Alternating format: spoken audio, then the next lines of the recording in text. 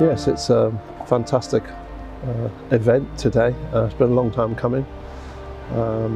This building was built in 1974 as a temporary building, according to the lease.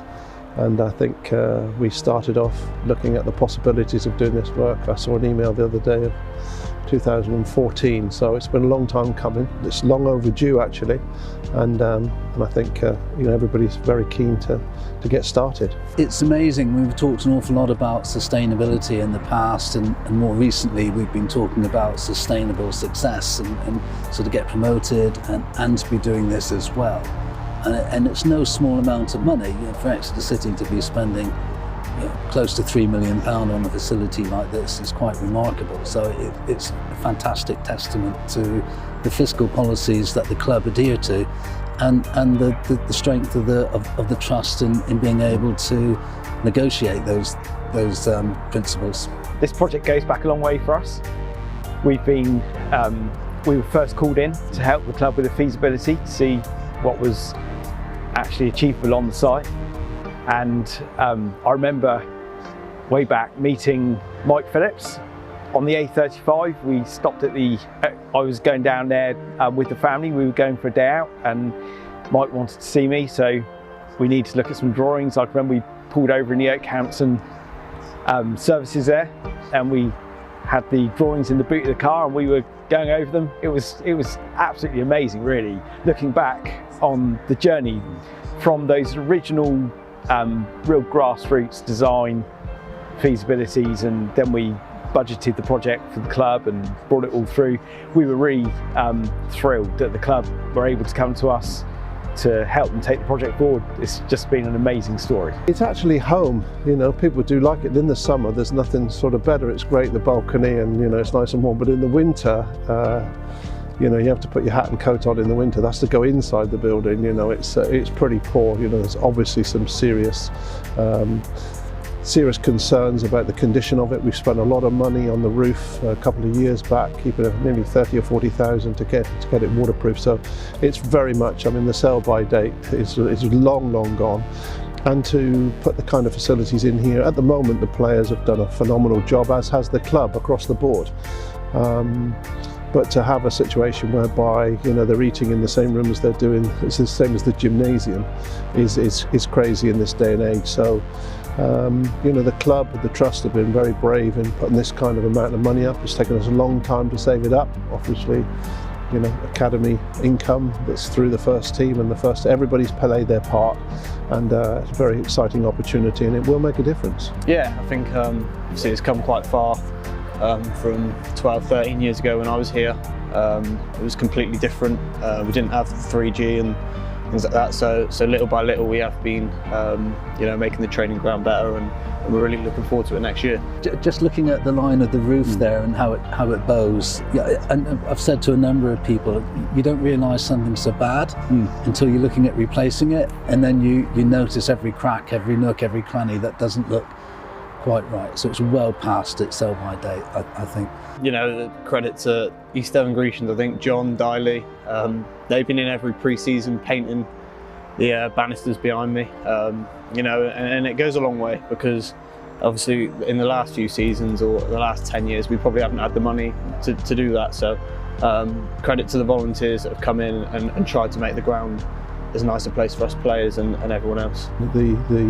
I got in a lot of trouble a long time ago with the BBC saying we're one of the richest clubs in the country. What I really meant by that is we didn't owe any money, and these things take a long time, and people in football are very impatient. I think our fans actually really do understand the nature of what we're doing, and actually honestly think that many of the other clubs across the country see it as well and look at it with envy, but it does take time. That's the downside, and our fans and staff and everybody just as ambitious as everybody else. But I think the realisation of that's who we are, that's what we are, that's how we go about what we do on a day-to-day basis is a real strength that we've got as a huge unit. This is their place to work, and it may feel odd, but one of the most important parts of the building is the canteen, where people can actually mix and spend time together, and that's invaluable. The fact that people will have comfortable offices, that they'll be warm, they won't be fixing leaks, And when new players come and have a look around the place, and it already looks, if you look out over the pitches, I mean, it looks remarkable here. But to have a nice new building here as well, it's got to say something about the ambition of the club. It helps as well, we're in League One. That's a big attracting point, you could say. But yeah, I think it will attract a lot of players, good quality players as well. So yeah, hopefully, fingers crossed, we can pull some good players to Exeter. Well, it's a massive point, and actually it's already a big plus. You know, when you look out and you see a 3G training centre and you see the grounds, and there's a lot of money been put back into the pitches, if you know, both here and into St James's Park.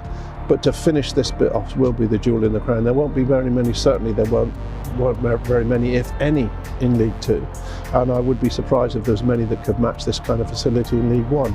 So we're not leaders in everything, but we're finding our way, and this will be one of the things that we do lead in. So exactly as you say, you know, when a player comes here, and you know, this is where they do their work every day, but also equally so the academy, which is an important part. This is where, you know, a lot of those boys are 30 or 40 who come to work every day and every evening and every weekend, and the parents come. You know, this will be a serious jewel in our crown, another one. It's so important. Everybody's workplace is really important, and so the more benefit you can deliver within that space is vital. And I think our supporters, our members recognise that. You know, we were really nervous at club board when I said, well, we have to go and ask our members if this is all right, because I'm not sure anybody really thought, what if they say no? But I think all of our members have recognised the need for this to happen. They voted very intelligently. We had a forum and we talked it through, and experts came along and talked to them. So it demonstrates the seriousness with which the club is backing supporter ownership, and so it's a big moment for Exeter City, but I think it's a big moment for supporter ownership as well, and certainly here. Fortunately, the design process had been developed to a stage where we were able to pick it up very quickly, but our team mobilised to get the project brought up to date in terms of pricing and all the different areas that we could help the club reduce the costs to get it to the budget where it needed to be, and we were able to mobilise for the shutdown period in the season. That was really one of the biggest challenges. There's some major groundworks that have got to be done, and those groundworks need to be done while the players are away. So we've managed to do that.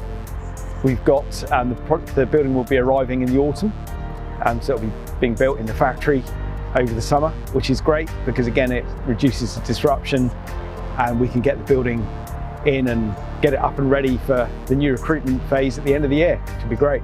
So it's built in modules which are like boxes, and every box is completed as far as we can possibly go in the factory. The way we design the buildings is we design what the client needs, and then we work out how to break it down into boxes that can be built in a factory and transported. That's the principle. And then when it arrives on site, it'll be clad on the outside. There'll be lots of work inside to do to join it all together, fit it all out. But once it's all finished, you'd never know you weren't in a building that was bricks and blocks built on site. Same standard, same quality, improved quality because we have factory control. So it's a much better building from that point of view. And then we're not subject to the weather. So when the building arrives, within a week, the building will be fully weatherproof. And that means we can get on inside, finishing it all off. We can be working outside, doing all the paths and all the landscaping, and before you know it, the building's complete and you can move in. It's amazing. The drainage we're doing first now, so we're doing that during the shutdown. The actual foundations will probably start in September, and the building will arrive in October, and that will be a 1 week delivery. So in 1 week, suddenly you'll have a building. And then that building will be finished, I think it's mid-February, is the final date for the club to move in.